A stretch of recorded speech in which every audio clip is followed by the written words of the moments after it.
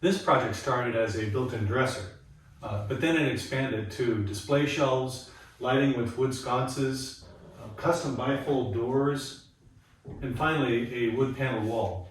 In this video, I'll show you how I built the wood panel wall and more importantly, the mistakes and the lessons learned. Ow!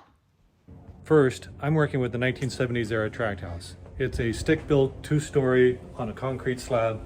Nothing is square level.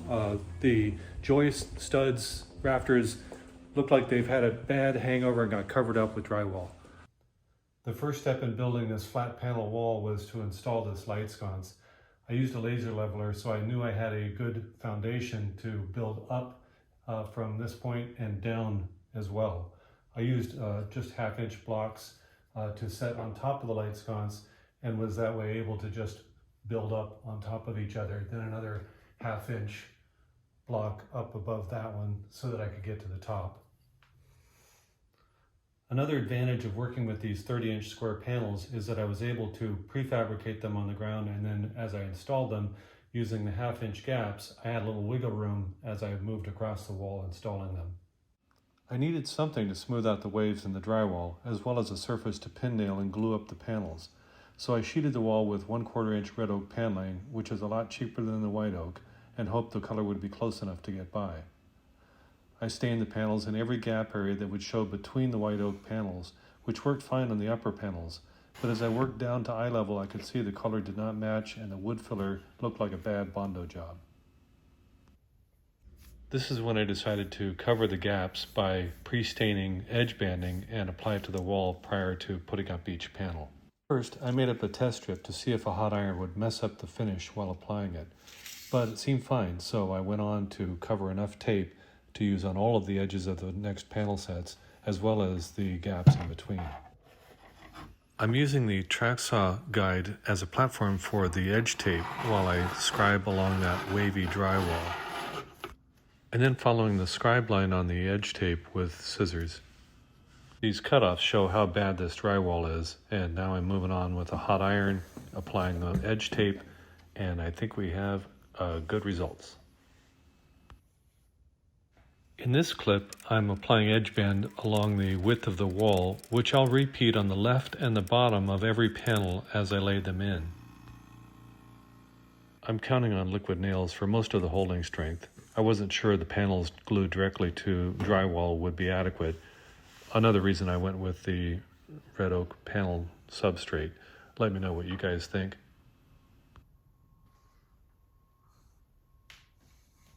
Now I'm just pinning the panel in place. That should keep it from drifting while the glue sets.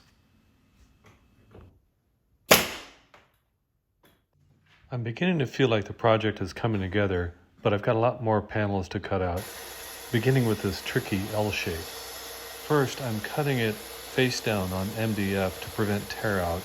Then I'm carefully flipping it over so that I can finish trimming out the last corner with the fine cut saw.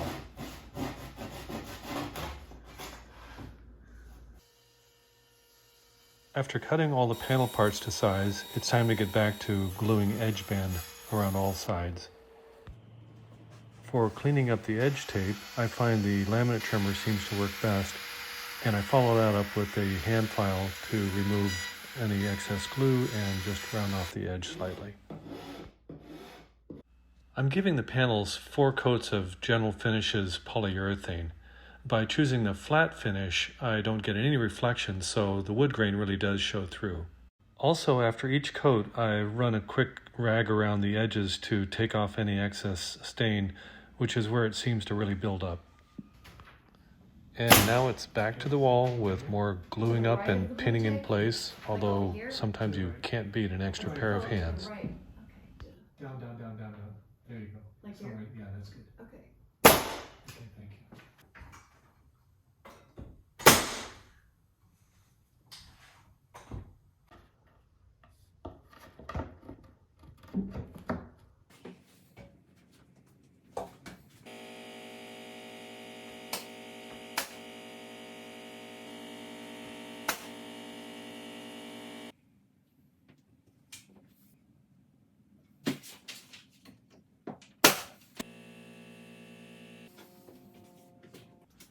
I needed to be extra careful around the bifold doors and the dresser drawers with about 3/8 of an inch tolerance. The dresser drawer is actually more like a 1/16 of an inch.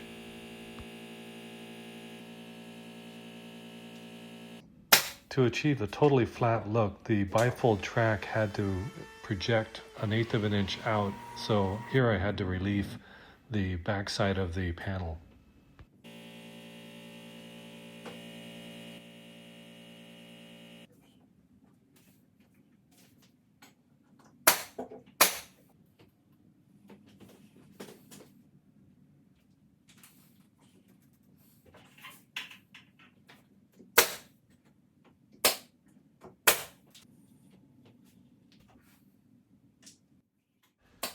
And as I pin in place the last panel, I'm feeling pretty satisfied about this project.